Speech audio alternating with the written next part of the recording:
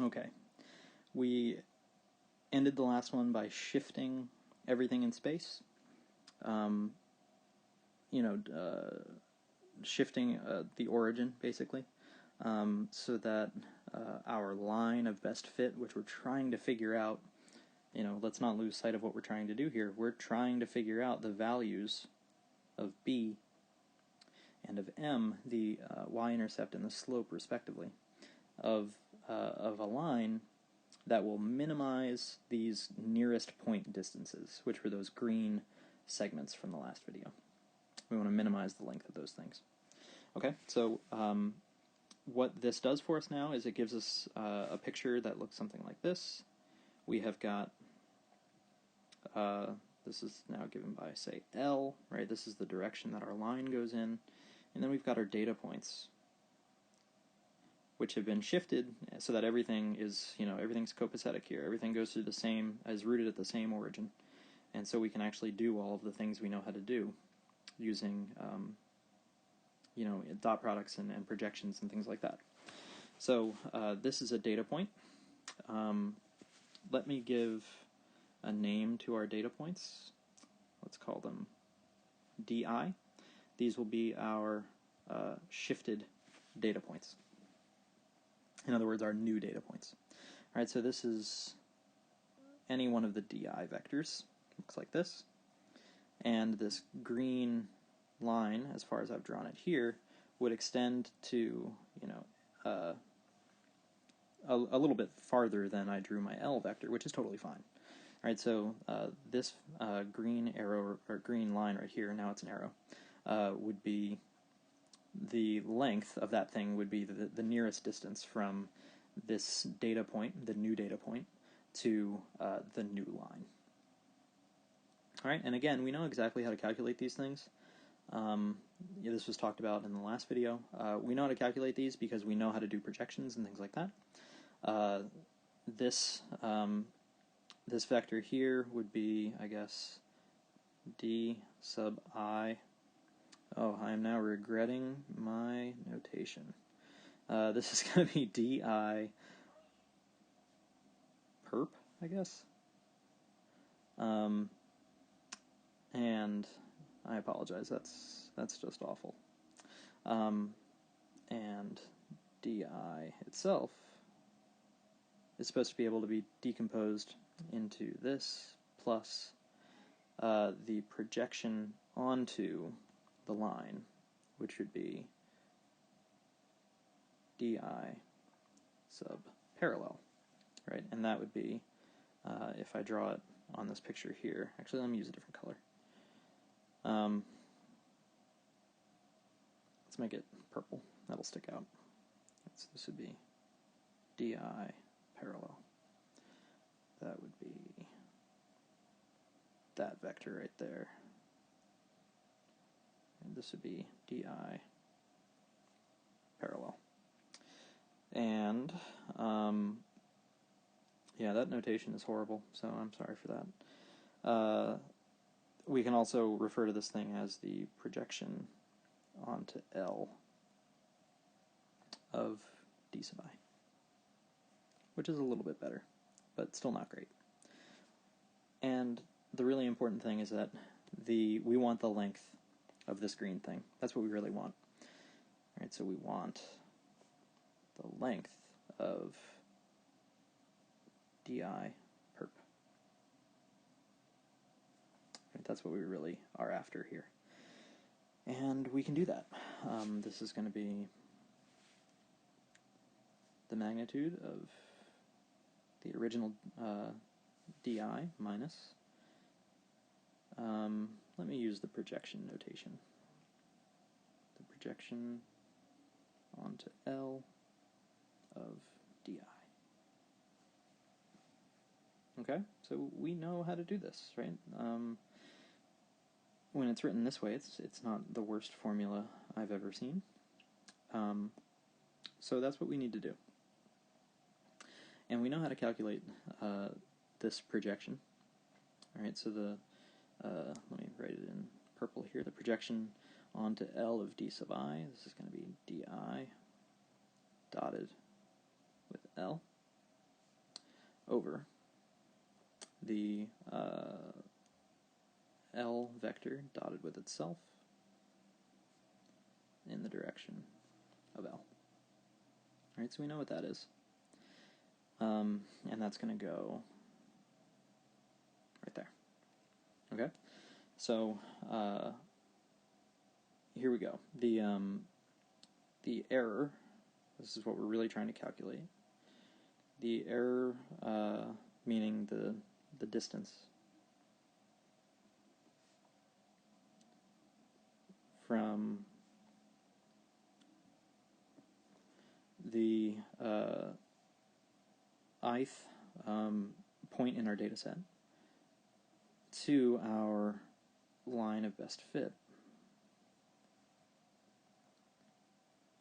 Well, this is going to be given by the magnitude of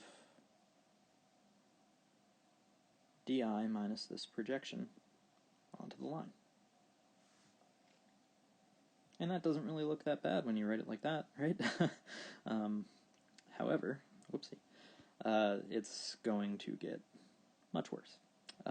We know what these things are, right? So di is xi yi minus b. And this projection, I already said, is given by that formula right there. So this is going to be the projection onto L of di is xi yi minus b dotted with L, which I said is 1m, divided by L dot L, and that's going to be 1 plus m squared. And this is all in the direction of L, so I'm just going to tack L on the end there. Okay? So, yeah, okay, what we're looking at here is di minus that projection. Alright, so let me work out this dot product here. This is going to be xi plus m yi minus b. Alright, so what we have is the following. This, I'll do it in a different color. This length is going to be the magnitude of xi yi minus b minus this projection vector, which looks like xi plus m yi minus b over 1 plus m squared in the direction of L, which is 1m.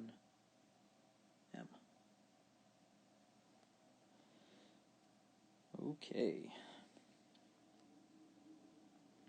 So, if we were to condense things a little bit here, right, because we still have one vector minus another, so we would like to get that into one single vector formula so we can take its magnitude like we're supposed to. So, this is just not going to be, it's not going to be nice. Yeah, there's no sugarcoating it. So this is going to turn into xi minus xi plus m yi minus b over 1 plus m squared. That's our top component. And our second component is even worse. Yi minus b minus m over 1 plus m squared times xi minus m yi minus b. And I don't see anything that is going to cancel in any nice way. So there it is. That's going to be our magnitude. And that is just downright unpleasant. So, this brings me to the point I wanted to make, which is that if we're looking at this magnitude,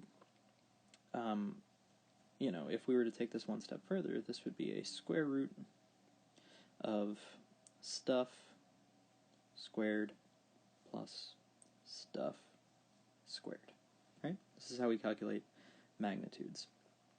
And there's going to be m's and there's going to be b's.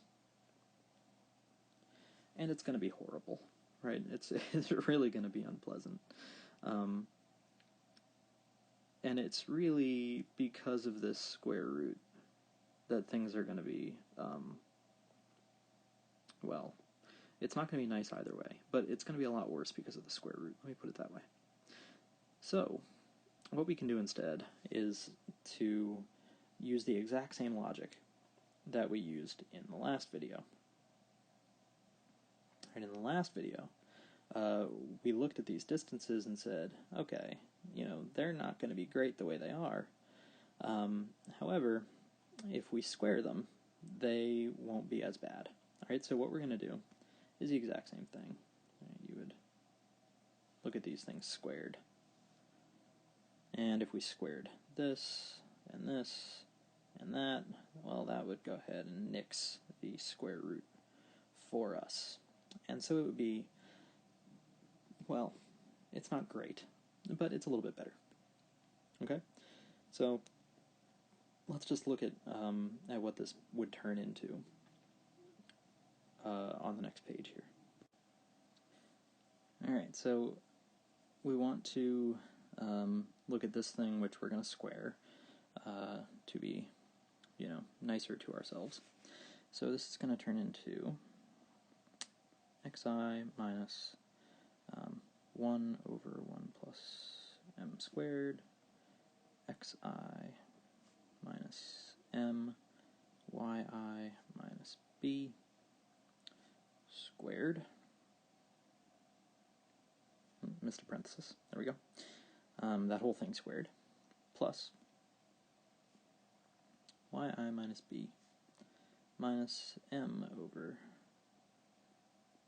m squared plus 1, xi minus m, yi minus b, and one more squared. There we go. Okay, so this is just one of the individual errors, right? This is only one of them. This is just the error between the line and the ith data point sub I. So, I'm going to give this a name so we don't have to write it out. This is E sub I. So, the idea here is that our error function that we want to minimize is going to be E, and again, E depends only on M and B, and this is just going to be the sum from 1 to n of these EIs. Alright, so we're going to have n of these monstrosities that we add together. And again, the idea is that we want the gradient of E to be equal to the 0 vector. Okay, so we can sort of run through what this is going to look like, and then probably stop there. All right, we're not going to carry this out all the way to the end, because you hopefully can already see that this is just it's not nearly as nice as the last one was. Okay, so the main thing that I wanted to impress upon you here is that it is possible to answer this question. And the way you have to do it is by shifting everything in space. Right? This idea of shifting the origin a little bit and just reimagining where these things are centered. That's going to let you turn this into a picture that we have used a lot in this class. All right, and then it brings it back to the idea of dot products. Okay, so let's go ahead and calculate the derivative of this thing with respect to m, which is by far the worst one of the two. So let me do this just for one of them. All right, so for one of them, just one of the errors.